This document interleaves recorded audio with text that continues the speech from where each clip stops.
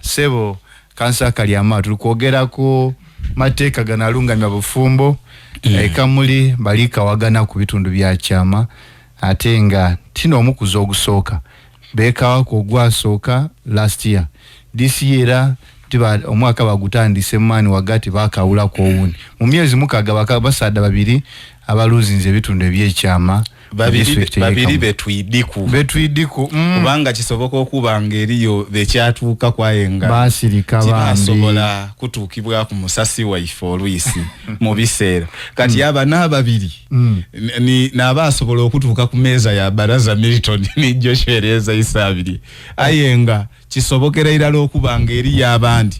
era ni bano bayinza okubanga batuukawo lwa bitundu ku mubiri bisalibwa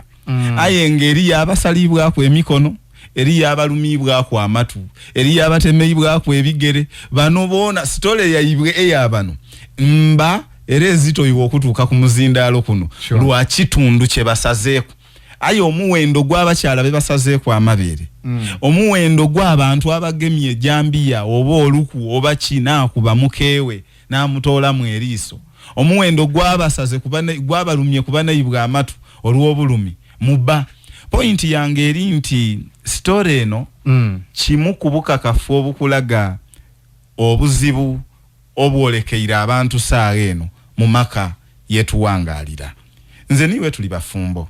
era tukidi bulungi nti wazza formula muntu gyasobola akuwa nga netondawo obufumbo obutebenkevu mbewa ile n'akatono kubanga abantu bona buli omwe ayawukana ku mwine ono engeri gyafugamu obusungu owundi tiyabufugamu ate tikisoboka kuba walala nimutanizaganya neno ntayo omukwano for example butinga abekiri balwanya buli omwe agireactinga ku bubwe we Joshua Ereza Isabiri ali kukoba ati Seruganda omukyala ya mubanda ati ye munange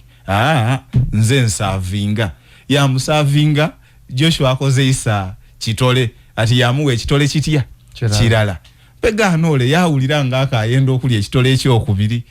Joshua kyakobya ati yafululala bufululale kutenduka ndolo olwise embeera de tubitamu tutidi obo musado na asimbye mu isamba lya bikado yasibye ali kutema emisinja aweze 12 yayiranga akoye kyoko no mwani na ifwali waka enonta ye eri waigulu ye no okugifuga tasobola agifuga ere mutusisa kuidala liwagala bwakambe yakoba ati sebo oba totukirize byenenda washirika nkusaawe tidi ko ba mukubisaawa ku yali ali bisaawa ku mwena abisigaza abyekozeseku oba yali ali bisaawa ku lwa kutebereza nti ono bwa batali kutukiza byetaago byange yandibanga alina yabitire ku byona ebyo bizibu byakwanukula aye kikulaga point yesingano bukulu eri nti amaka embere eri bosaagen eri gazibuwaza buli rucha ojo kigambo bufumbo buli kwongero zibuwala buli rukola ate ni ekikwewunisa Grace zentero okwogera mu baana abasomi olingira abali mu bufumbo nga bali bulwanira mu batya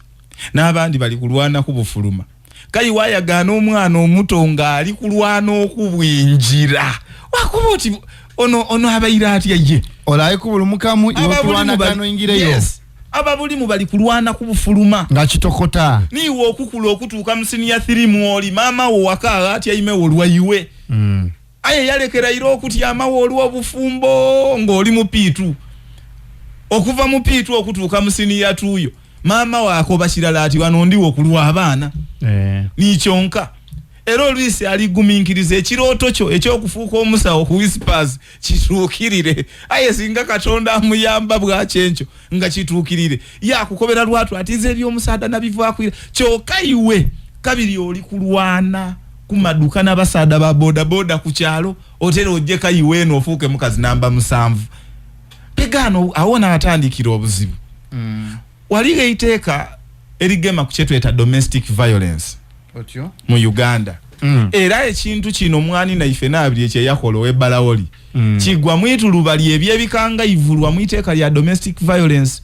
aye ekiruma kiri bwa kirala nti mukulwanirira idembe ly'abakyala tubitiriza ino twatuuka ku point nakyogera kuniiga inumagale yes tulija tuke kiseera kayinga ebitongole ebiri mu iwanga wano birwanirira idembe ly'abasada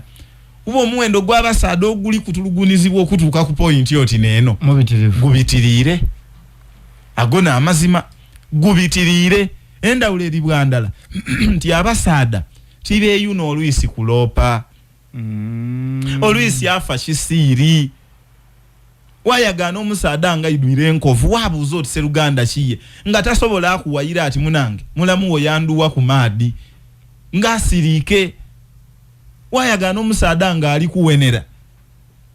walowooza oti oba aliwenera yagwire ku pikipiki oba yakoze aye ng'omukazi yagemye mukonko musoga gwene yamutyankula ku kivu bino biriyo munsi muno biri mu busoga wano biri mu baliwulirisa ensi n'ebyayo olunaku olwaleero otyo era ni kino story yetu liisoma titwagyewoze Kenya yabaire balawoli mu busoga wano mukamuli wano pegano parliament yerese iteeka omukyala gwe beeta Sarah Opendi owetororo yalese iteeka ku floor ya parliament ng'akobatya erimyumyulamu entambuza y'obufumbo mu Uganda ayenze liri mu bingi byentayikiriziganya nabyo era nenda abali munsi n'ebyayo tubisome ku saawe omuntu ajje abandi omubaka weewuwe amukoba ati ekyo mutakigana kubitawo olwawa yetujjo so kolindo tuwa version ya bias e opinion yo so ko tuwe iteeka likoba ki kabirize ndidano kuleta opinion yange ndikuiteeke so wano waliwo n'okusoma so ekisoka Sarah Opendi alikoba ati omuntu yena yena okuwangala ni mwana mwine muchetu eta cohabitation ngati bufumbo butongole bino nakwana munange mukiseera kire twatandika okuba naye mama ababanda mwide mwandule ye muli kyala lyebuko tuketereza tukaliku baana basatu bana batanu muketereza to mwandulanga timugayitibwanga mu kanisa obati babawo wanga mu musigiti Sarah Opendi aliko bogwo gufuuke musango ogukusibya emyaka gya Uganda 3 obo osasule fine wa milioni 10 eda Uganda nga mukambwe pegano nze ekyo tiikiriziganya nakyo lwa nsonga ndala musango oba bukonfirming nti bufumbo ku bibiri ki eiteeka lye tubaire nalyo marriage act gye tubaire nayo tubaire tuliikoba ntutya omuntu bw'aba awangalire mu mbeera eyo ni mwana mwine tukonfirminge bukonfirminge tutya abo baki bafumbo bali walala bazeera abaana oyenda kunkoba oti abaana abo bamera oti mpandu ku bigogo mu mazi emyaka tuwangalire walala tukulankulanire walala ate iwe oli tukoba oti olw'okuba muzira mpeta ku ngalo timuli bafumbo iwe idi abalina empeta ku ngalo abali kubungulanira mu mayumba kabiri nga abadizira bo batebenkeire bali tambuza obulamu ebisenge bisirikire ebyama muna singa amabaati gogera singa obusulya bwogera babuwamu ku microphone nti era bana mwebaze empube butega kugeya kuba byediwulira bikwese ebyama by'abantu mpigano no Sarah Opendi tidi oba omukazi ono mufumbo tidiku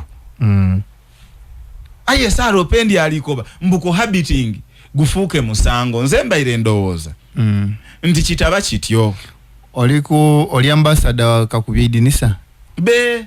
tiri ambassador era tiri wolereza actually nze ndi musaada mupeta anti osobola kuba ambassador ngatoli anti nze tiwagira muntu abana mwana wa mwine nga tibakoze eki tibabise mitendera mitufu ayi oliko boti gwe bagemye nekyo bamutwale muikomere emyaka esa idukira omusango ogwo tigwizibwa mulala kasitoge mabombi ulirisa ekitabeera realistic kukyale wange ebukasami osobola obala kwa abapeta amaka gayinzo oba kunga 12 aye nga kuli kwa abapeta akali ama Samwiri kamwakogera akali ama Samwiri baba wange ewa Paulo bazirondere ngoyinzo bala kwa amaka agali mu abapeta tigawera 8 ku 12 wabala kwa abasiramu abawowe tibawera 20 ku 12 wabala ku n'abandule nga bakutwala ewa imwe wayandula tibawera 20 amakulu nti ojo kwetegeza ku maka 12 nga amaka 8 bona baba ni mama batekwaja mu ikomera muti olwo tulijata makomera ku byalo oba abaana tubakole batya ati twidiku Tidi Saropendi kyali proposinga ayenda abaana bano betuzaire mu irya muno lyoli koboti litusibye omaze obeda baba ibo mutaire mu ikomere emyaka 3 ni mama ibo mutaire mu ikomere emyaka 3 aha olwa abaana tukole tutya yeba nakambuze obuzibu obuli mu kutuma ababaka bona abataidi byakukola olwisi bikwinogoza omutima nani complainant mu musango guno ogwa cohabiting nani ali kwe muluguni kubanga Grace awangalire walala ni mwana mwine aye ba muzeyi abazala omuwala bazira buzibu balikati abana baife mubeyo kizabuzibwe muliterera mulida mwatulutanga iwo yenda kunkobamba olwokubanga iteeka tiri recognizing bufumbo bwo oline idembe lige mama wa mukyala wo mungalo kubanga timuko mu mateeka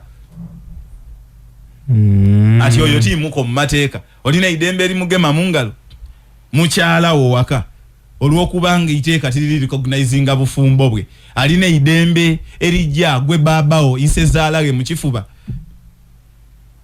kuba after all wazira buko mu mateeka wano ebintu ebindi tutononeka bwononeke tulingirira obuntu bulamu kyenenda okwidukiza abali license nebyayo kiri nti government tinetandika wo obufumbo mbe Katonda ni mwene kutandika bufumbo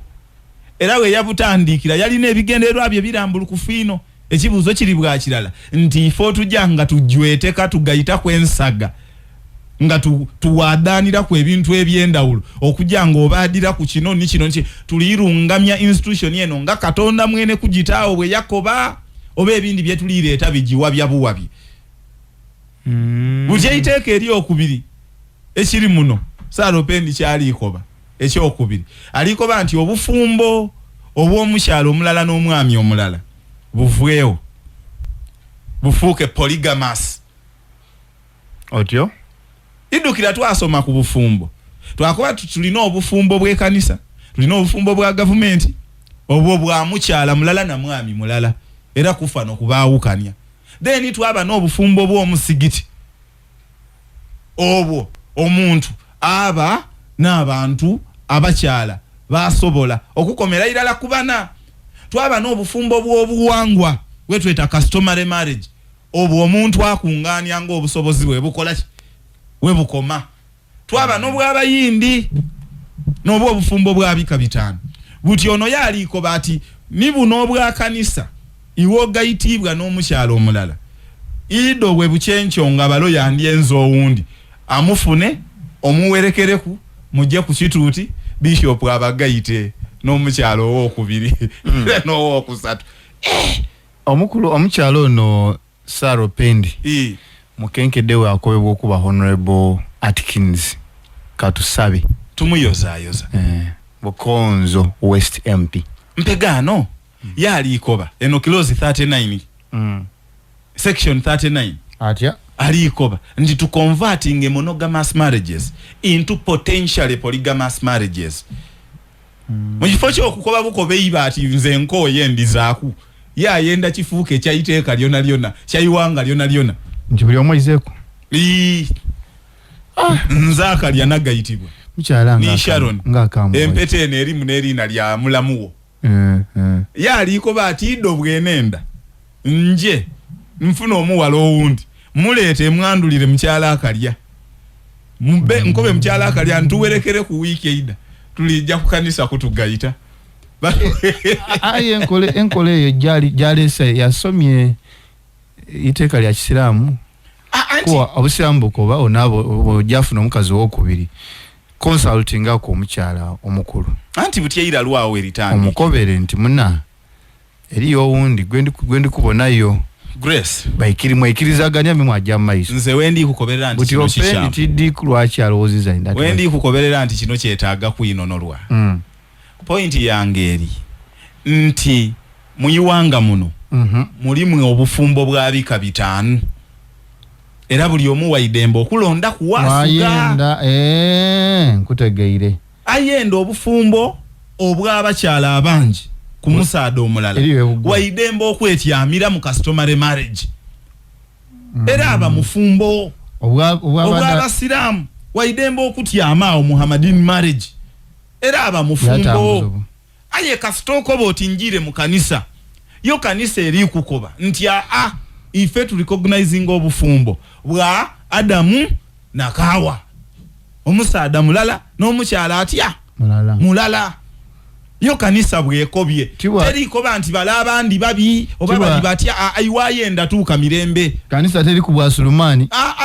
okay mbe ye tibali nakukoba tibali kati bale babi oba batemu igebu obanga bwoyenda tuuka bulungi aye kasito bango yidye mu kanisa tu recognizinga tamuza muntu omulala buti mpegano nali kukoba atya abe ife tutole obwa buli monogamous bufuke potentially polygamous nabe nibe mupya abakyala we bakobeire buti awo woba otegerere iralu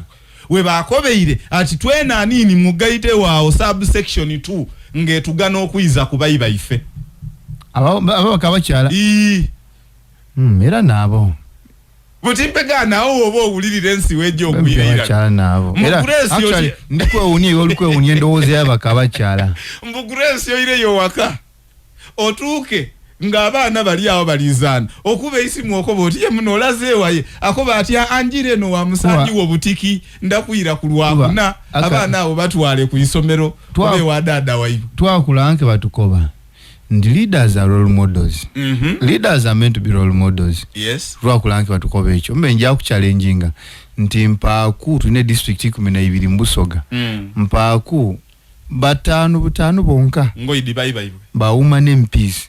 boko banti bano batebenkere mbufumbo bwe batano bonka out of 12 mvwaku